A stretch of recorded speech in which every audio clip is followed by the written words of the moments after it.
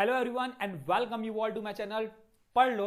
तो देखो आज हम ये जेईई मेन 2025 में रिसेंट ईयर 22 जनवरी शिफ्ट 1 में पूछा हुआ सवाल समझते हैं। Area related to question, area related to circle का ये क्वेश्चन है, ठीक है। तो देखो क्वेश्चन जो है ना इसी टाइप का कुछ आया था, हो सकता है find the area outside the parabola हो या find the area inside the parabola हो, वो मैटर नहीं करता। कॉन्सेप्ट मेन इंपॉर्टेंट है कि किस तरीके से बनाया जाए इसको, है ना, प्रोसीड कैसे किया जाए वो समझना इंपॉर्टेंट है। क्योंकि जो भाई एग्जाम देंगे अभी 28 को, वो समझ लो कि किस तरीके से पेपर में आपको बनाना है एरिया रिलेटेड सर्कल के क्वेश्चन। देखो हरदम आता है एरिया रिलेटेड सर्कल क्वेश्चन, बहुत डेफिनेटली आता है और इजी भी रहता है, कोई दिक्कत नहीं जाती। इक्वेशन समझना इंपॉर्टेंट है कि ये एक्चुअल में जो पैराबोला है और ये सर्कल है इसको कैसे ड्रॉ किया जाता है, ये इंपॉर्टेंट रहता है। उसके बाद एरिया आप आसानी से जो एरिया बोले आप वो एरिया निकाल सकते हो, ठीक है। अब किसी के सेट में भाई आउटसाइड दी पैराबोला दे देगा, किसी के सेट में भाई इनसाइड दी पैराबोला और दे देगा, जो भी है व्हाटएवर वो फाइंड करने, जो भी है वो फाइंड कर सकते हैं। लेकिन इस क्वेश्चन के अकॉर्डिंग अगर हम बात करें तो बोलता है find the area outside the parabola and inside the circle. तो ये दोनों ड्रॉ करना जरूरी है। तो ड्रॉ करने से पहले डेटा समझते हैं कि पैराबोला कौन सा है और सर्कल कौन सा है। अगर मैं इस सर्कल की बात करूंगा तो सर्कल का इक्वेशन x माइनस 2√3 का whole square plus Y square plus इसको हम लिख सकते हैं इक्वल्स टू 2√3 का होल स्क्वायर, मतलब x माइनस ए का square plus Y minus X minus H का स्क्वायर वाई माइनस के का square equal to R square. इससे मुझे एक चीज पता चल चुकी है। देखो ये इक्वेशन जो है सेटिस्फाई किसको करेगा, रेडियस जिसमें है आपका 2,3। तो इसको थोड़ा सा अच्छे से ड्रॉ कर लेते हैं, ड्रॉ करना इंपॉर्टेंट है इसमें क्योंकि डायग्राम का ही तो खेल है। सेंटर हो गया 2√3,0, ठीक है, और आपका रेडियस भी हो गया आपका 2√3। ये चीज समझ में आ चुकी है। लेकिन पास कहां से होगा ये समझते हैं। सेंटर 0,0 सेटिस्फाई करेगा क्या इसको, ये समझो पहले। 0,0 सेटिस्फाई करेगा, अगर x इक्वल 0 और y इक्वल 0 पुट करूंगा तो सेटिस्फाई करेगा क्या? अगर आप सोचोगे तो हाँ सेटिस्फाई करेगा। तो सेटिस्फाई करेगा इसका मतलब एक पॉइंट इसका 0,0 है, तो मतलब ओरिजिन से पास होके जाएगा। तो मतलब सर्कल कुछ इस तरीके से बनने वाला है, सर्कल कुछ इस तरीके से बनने वाला है, ठीक है। ये इस तरीके से कुछ सर्कल बनने वाला है, ये हमने को समझ में आ गया, ठीक है। अब हम बात करते हैं पैराबोला की। पैराबोला जो है वो कुछ इस तरीके से जाएगा और किसी दो पॉइंट पे इंटरसेक्ट करके भी जाएगा, ठीक है, किसी दो पॉइंट पे इंटरसेक्ट करके भी जाएगा। अगर हम पैराबोला बनाएं तो पैराबोला कुछ इस तरीके से बनेगा, है ना। तो दो पॉइंट पे इंटरसेक्ट करके जाएगा, तो मुझे ये इंटरसेक्शन पॉइंट निकालना पड़ेगा, ये और ये। इंटरसेक्शन पॉइंट निकालने के लिए इजी है भाई, दोनों को सेटिस्फाई कराएंगे तो इंटरसेक्शन पॉइंट निकल जाएगा। और ये भी देखो ओरिजिन से पास होकर जा रहा था इसलिए मैंने वहां से पास कराया। तो मुझे पैराबोला की इक्वेशन के अकॉर्डिंग ग्राफ मिल गया और दूसरा सर्कल की इक्वेशन के अकॉर्डिंग ग्राफ मिल गया। आई होप आपको समझ में आ गया होगा कि बहुत आसान चीज है। बात आती है इंटरसेक्शन पॉइंट। इंटरसेक्शन पॉइंट हम इजिली निकाल सकते हैं, जैसे ये Y square equal to 2√3x है, तो भाई सब्सटीट्यूट कर दो इसमें, तो ये मिल जाएगा आपको x माइनस 2√3 का होल स्क्वायर प्लस 2√3, ठीक है, 2√3x का होल स्क्वायर, होल अच्छा 2√3x आ जाएगा क्योंकि y स्क्वायर दिया है, और ये हो जाएगा 2√3 का होल स्क्वायर। सिंप्लीफाई कर देते हैं, क्या मिल जाएगा ये a square plus B square minus 2ab, ठीक, प्लस 2√3x इक्वल्स टू 12। यहां से 12 कैंसल, तो यहां से वैल्यू मिली मुझे x square minus 2√3x equal to 0। तो x की वैल्यू अगर कॉमन लोगे तो एक 0 आ जाएगी और एक x की वैल्यू आ जाएगी 2√3, है ना। अब यहां पे मुझे x की देखो दो वैल्यू मिल चुकी है, एक x इक्वल टू 0 और एक x इक्वल टू 2√3।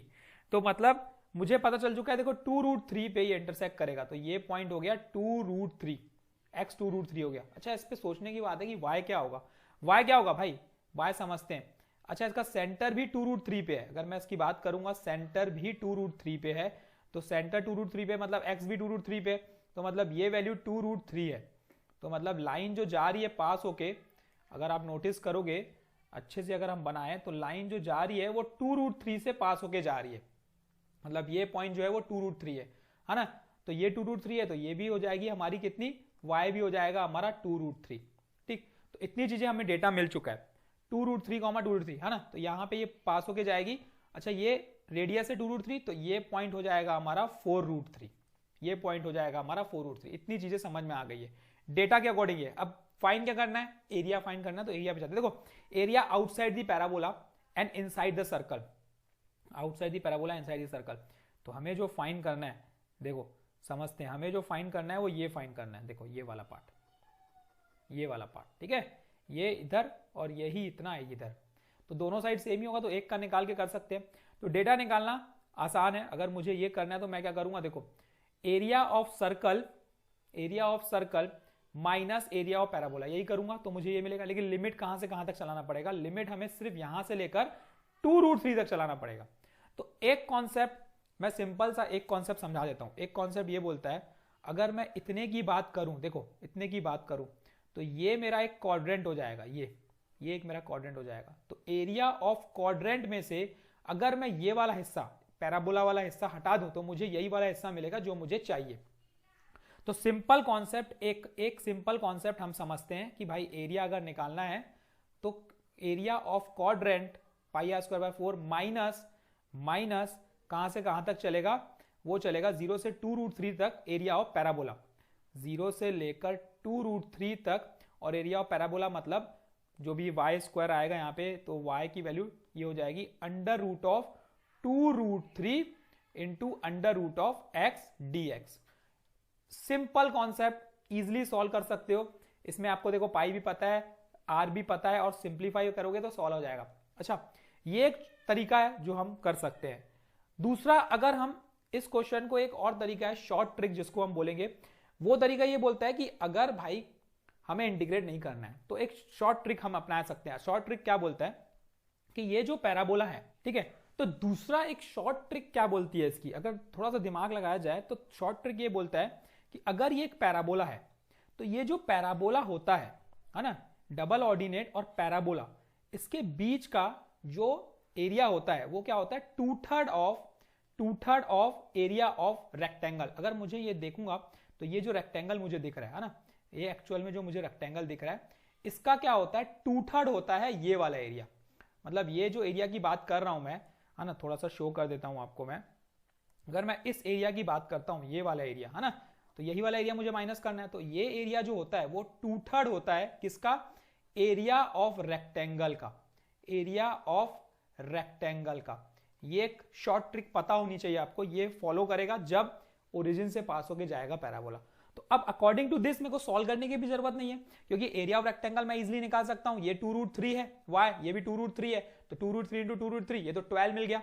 तो यहां से मुझे एक चीज मिल जाएगी कि भाई जो एरिया ऑफ रेक्टेंगल है, मतलब जो area of parabola required area, वो क्या मिल जाएगा, देखो वो मिल जाएगा πr²/4, एक तो मिल जाएगा, माइनस πr², तो ट्वाइस, 2 बार 2 मल्टीप्लाई करना है ऊपर नीचे क्योंकि दोनों साइड का निकालना है, तो 2 इंटू πr²/4 माइनस मैंने क्या बताया 2/3 ऑफ एरिया ऑफ रेक्टेंगल मतलब 12।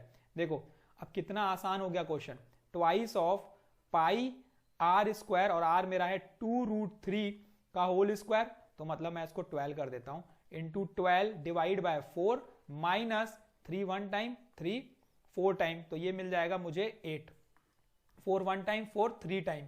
तो सॉल्व करोगे तो ये मिल जाएगा आपको 6π माइनस 16 स्क्वायर यूनिट। अब ये देखो कितना आसान हो गया क्वेश्चन। अब फॉर एग्जांपल नहीं पता है भाई, जरूरी है क्या हमको ये कॉन्सेप्ट पता होगी कि ये वाला पार्ट 2/3 होता है, तो हम बाय दिस मेथड भी यूज कर सकते हैं, बाय दिस मेथड भी यूज कर सकते हैं। सिंप्लीफाई कर लो भाई, क्या है π/4, अच्छा ये भी ट्वाइस ही होगा, ये भी ट्वाइस ही होगा, तो यहाँ पे ट्वाइस कर देता हूं मैं, है ना, तो यहाँ पे मैं ट्वाइस कर देता हूं, ट्वाइस ऑफ π/4। देखो ये चीज मैं बताया शॉर्ट ट्रिक से कि हमेशा वो वाला एरिया 2/3 होगा एरिया ऑफ रेक्टेंगल के। लेकिन दूसरा तरीका ये है कि भाई अगर नहीं पता है तो हम इस मेथड से भी निकाल सकते हैं, इससे भी आंसर आता है। तो दोनों पता होना चाहिए, 2√3/4 ये 12 हो गया, माइनस इसको क्या करेंगे, ये हो जाएगा 2 के पावर में 1/2 इंटू ये बन जाएगा 3 के पावर में 1/2 के पावर में, है ना, ये क्या हो जाएगा, देखो ये डिस्ट्रीब्यूट हो जाएगा ना, 3 के पावर में 1/2 उसके पावर में 1/2 मतलब 1/4 बन जाएगा, ये बन जाएगा 1/4, इसको छोड़ते हैं अभी, इंटू ये हो जाएगा x के पावर में 1/2, तो x के पावर में क्या बन गया 3/2 डिवाइडेड बाय 3/2, इंटीग्रेट करने पे यही वैल्यू आएगी, है ना, इंटीग्रेट करने पे यही वैल्यू आने वाली है। अगर आप सोचोगे तो क्या आएगा भाई, x के power 1/2 plus 1/2 plus 1, simplify, twice of ये हो जाएगा 3 पाई माइनस 2 के पावर में 1/2 इंटू 3 के पावर में 1/4 इंटू ये 2 ऊपर चले जाएगा, 3 नीचे आ जाएगा और यहाँ पे लिमिट लग जाएगी हमारी 2√3 के पावर में 3/2। ठीक, सिंप्लीफाई कर देते हैं। अब तो सिंप्लीफाई बचा है और कुछ तो बचा नहीं है। ट्वाइस ऑफ ये बन गया 3 पाई। अच्छा एक काम करते हैं, यहाँ पे हम लोग इसमें थोड़ा सा इजी करने के लिए ऐसा नहीं करते हैं, इसको हम करते हैं ऐसा 2√3 के पावर में 1/2। ये सिंप्लीफाई हो जाएगा ना, ये और ये जुड़ के बन जाएगा हमारा 2√3 के पावर में 1/2 प्लस ये 2 इंटू 2/3। अब इसको सॉल्व करना इजी हो गया आपके लिए, तो ये तो 4 हो गया, तो मैं यहाँ पे लिख लेता हूँ 4। अब ये क्या बन गया, ये 12 हो गया, सॉरी 12 हो गया, स्क्वायर करेंगे तो 12 हो गया। अब ये हो गया 3 1 टाइम, 3 4 टाइम। देखो वैल्यू क्या मिली, वैल्यू मिली हमें ट्वाइस ऑफ 3 पाई माइनस 8, तो सॉल्व करोगे तो आएगा 6 पाई माइनस 16 स्क्वायर यूनिट। अच्छा दोनों तरीके किए ना हम लोग, दोनों तरीके किए।